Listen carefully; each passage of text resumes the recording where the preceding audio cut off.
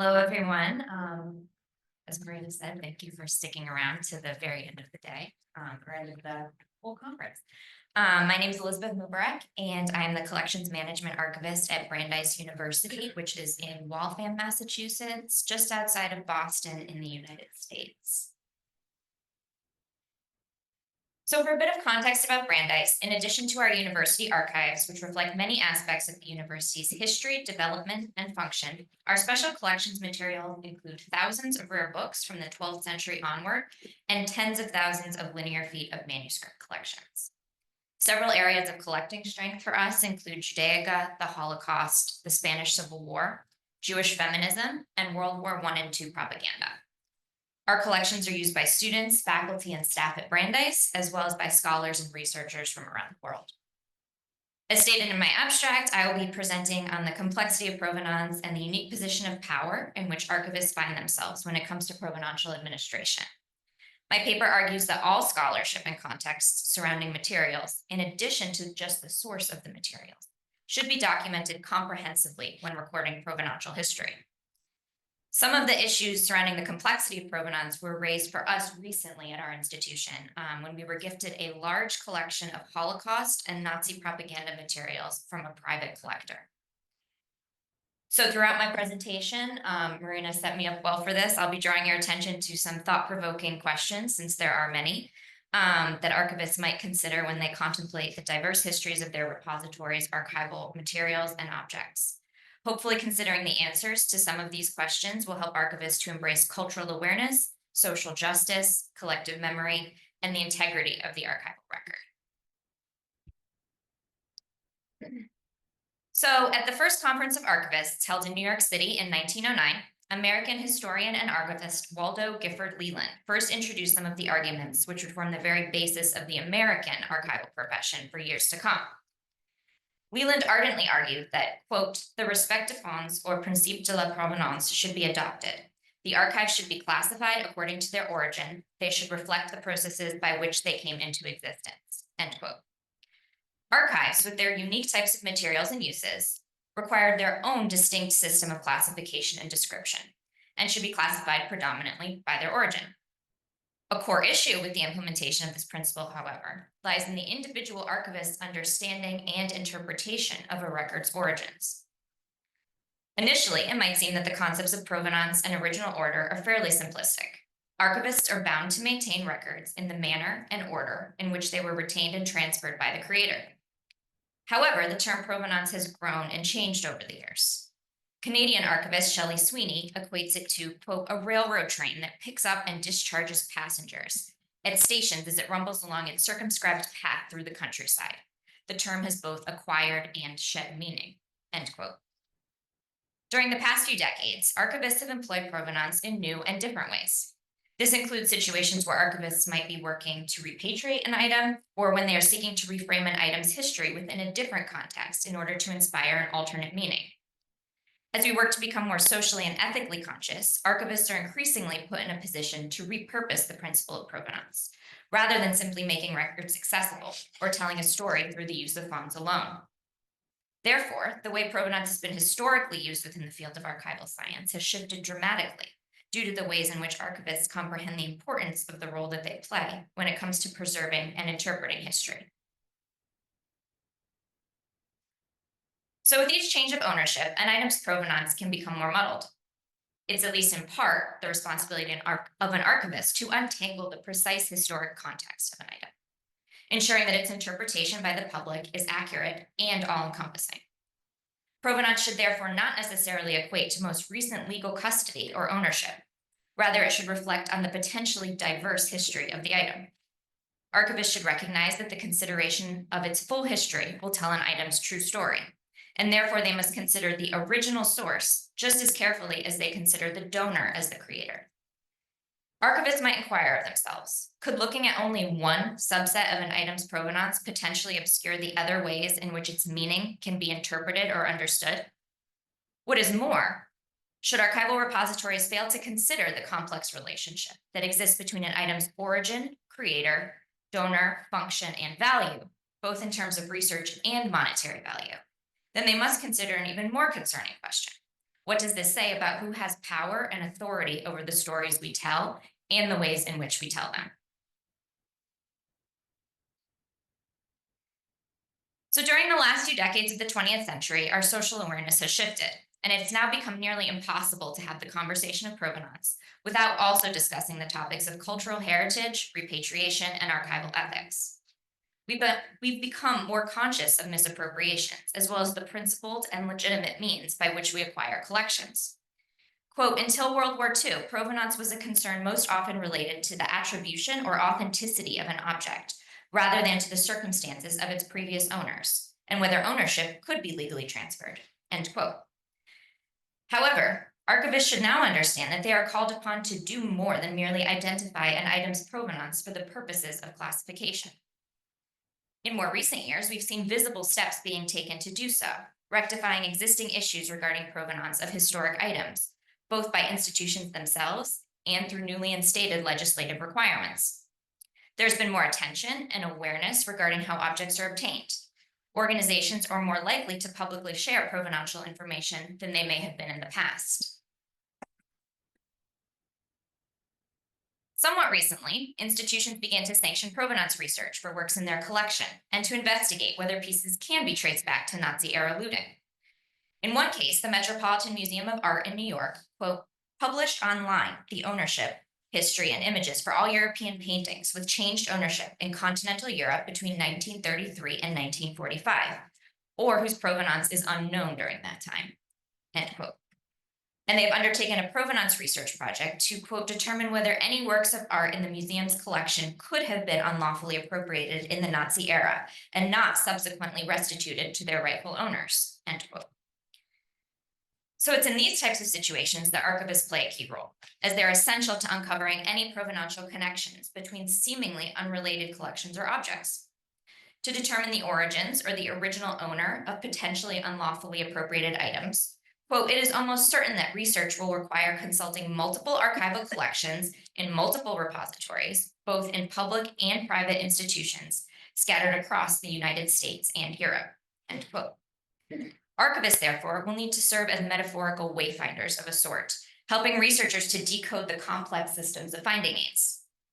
Provenance, therefore, is not just a conceptualized notion or factual information recorded within archival metadata in order to document the collection's origin.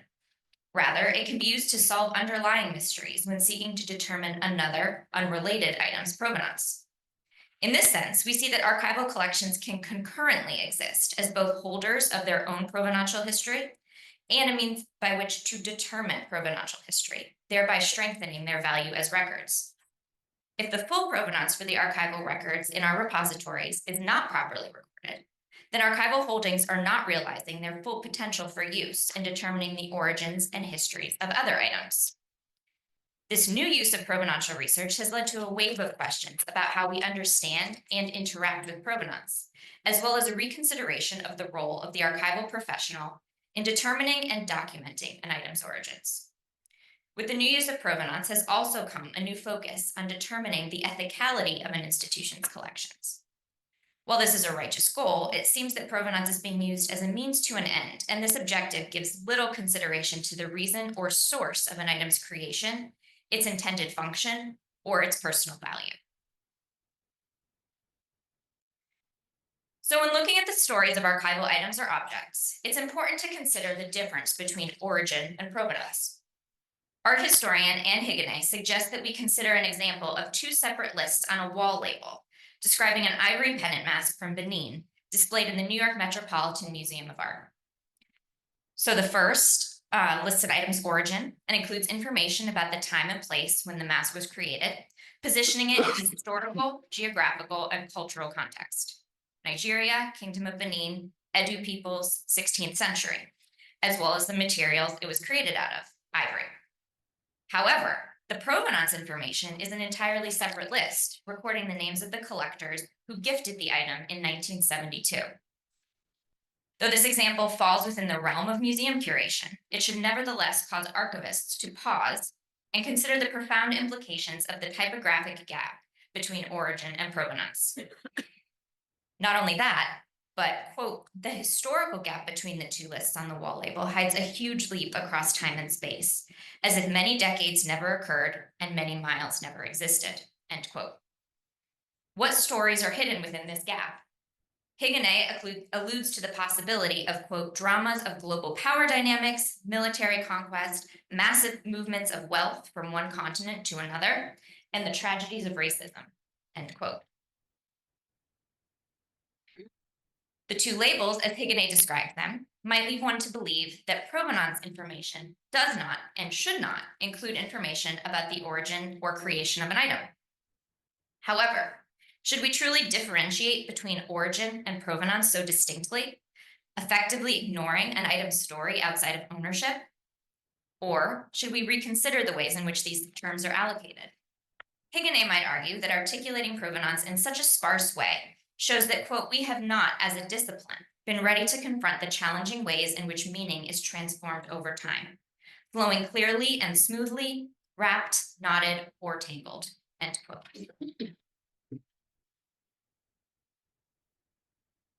Another depiction of how provenance information can be obscured is through grouping materials as a collection, an example of which occurred in 1937 Nazi Germany under the oversight of the Third Reich. After a commission appointed by the Reichsminister of Propaganda, Joseph Goebbels, confiscated 20,000 pieces of art from German museums, provenance information was misconstrued through the conception of a degenerative art exhibition. The purpose of this exhibition was to display stolen museum pieces categorized as degenerative in order to manipulate viewers into having negative reactions, and thereby causing judgment of museums and the cost they paid to acquire the pieces. The exhibition included pieces by modern artists, including Marc Chagall, Franz Marc, and Vasily Kandinsky. By today's archival standards, however, this could be named the Third Reich collection of degenerative art, completely concealing the true provenantial history and context within which these works were created, and thereby allowing them to be exhibited with a clear interpretive agenda. This example stresses how artificial collections, whether a collection of art or archival materials, can certainly be misleading and can guide us to preconceived conclusions based on how the materials have been grouped, exhibited, or supplemented by the collecting body. So this should lead archivists to consider, should the fact that these paintings were included in the exhibition become a part of their provenance? The way these pieces have been grouped and understood as degenerative is now part of their complex and muddied existence. And while it is not their origin, nor does it reflect their creator, it is part of their story. Through working to document this context, we can then offer users the agency to think critically about records' provenantial administration, which we have provided access to, and draw their own conclusions where information may be missing. After all, while archivists may attempt to construct as much context as possible when it comes to the fonts, there must be awareness that the complete record may likely never be constructed or available. Quote, rather than pretend we have the fonts, archivists should explain what we have in hand, explain its temporal and spatial history, and let users create linkages, and so establish their own definition of the whole, end quote.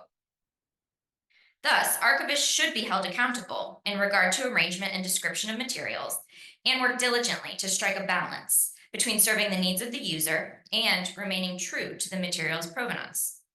Simultaneously, the archivist must be aware of the intended use of the creator, supplying context and offering transparency about the information we do not know or may not have. After all, quote, we cannot wholly understand the meaning and thus the value of the archives because we can never know the totality, complexity, and nuance of the archival record. But by exercising wisdom in the pursuit of archival validity, we can certainly make the honest and fair effort. This is the quest for truth, beauty, and justice. It is context as story and story as context. In her influential article, Who Controls the Past?, Helen Willis Samuels opens with a provocative quote from George Orwell's 1984 that can serve as a charge to archivists directly. Quote, who controls the past controls the future. Who controls the present controls the past. Past events, it is argued, have no objective existence, but survive only in written words and human memories. The past is whatever the memories and the records agree upon, end quote. So as we reassess the purpose of provenance amidst our changing and modern worldviews, how we understand the principle as a means by which to comprehend and provide access to the past requires some overdue consideration. For example, consider how one might use provenance to understand and contextualize a collection of materials that are donating as an already existing assemblage to a repository by a private collector. Should the materials be understood as an existing grouping, with provenance consideration given to the fact that they were accessioned into a repository as a previously fully established collection? Certainly, the fact that one collector created this artificial collection of materials for their own purposes tells a story about the collection itself. The items might then tell an extraordinary story when they are viewed side by side as the collector intended, perhaps a different story than they would tell if contemplated individually. Based on the principle of provenance, an archivist may regard it completely acceptable to have the collection's source of origin recorded as the name of the private collector. After all, the collector is a creator in their own right, if only in the sense that they received and manipulated information and material in order to create an aggregate of documentary material. But archivists must consider, does this choice in source of origin and display of records offer an accurate and comprehensive understanding of each item's true provenance when artificially combined in this manner? In many cases, quote, provenance implies some form of power, if only the power to make a generous gift, and ownership controls the conditions according to which an object is seen. Collection and display determine how we perceive materials visually, in relation to other objects, in relation to institutional or personal space, and in relation to ourselves, end quote. Indeed, these materials had a provenance long before they made their way into the hands of the donor, which might tell a different story than the one that the donor had hoped to tell. If it were just a matter of considering the donor, considering the most recent source of an item or collection, archivists could contemplate whether or not we are allowing history stories to be overpowered by those who might be wealthy and influential within our society. These materials existed in an original, distinct context, whereby each item's ownership was inherent in its original creation or use. If archivists fail to consider the complexities of an item's provenance history, what does this say about the power of archivists and their authority over the stories we tell about the past? And as Orwell puts it, who then has power and control over the future? Recognition of this power that lies in their hands is both the responsibility and the solemn duty of the ethical archivist. Despite the related hurdles, biases, and other challenges, provenance offers society an unparalleled tool for understanding the historical context of records. Provenance is complicated and layered, and certain groups of people can certainly be privileged within the contextualization that we offer. We must acknowledge, quote, the limitations of narrow interpretations of provenance, looking beyond the physical record creator to discover context in place, in ethnicity, and in collective memory, in our efforts to fully embrace and interpret the record within a multicultural and boundaryless world, end quote. So, it's difficult to summarize in just this short paper the exhaustive research that has been done to educate, correct, and guide the archivist's relationship with the complicated principle of provenance. However, archivists are reminded to be cognizant of the position of power they hold when it comes to interpreting and providing access to the past, as well as the profound tasks with which they are charged with regard to provenance. Quote, by shaping the documentary record of society, archivists indeed control the past, and thus the future, at least to some degree. Unless they recognize and accept this power thoughtfully and transparently, they will fail to meet their most significant professional and societal responsibility. Therefore, great consideration must be given to the source of the materials being acquired, preserved, arranged, described, and supplied. The singular source should not necessarily just be the creator, nor should it just be the collector, though both are important and influential and play a significant role in material story.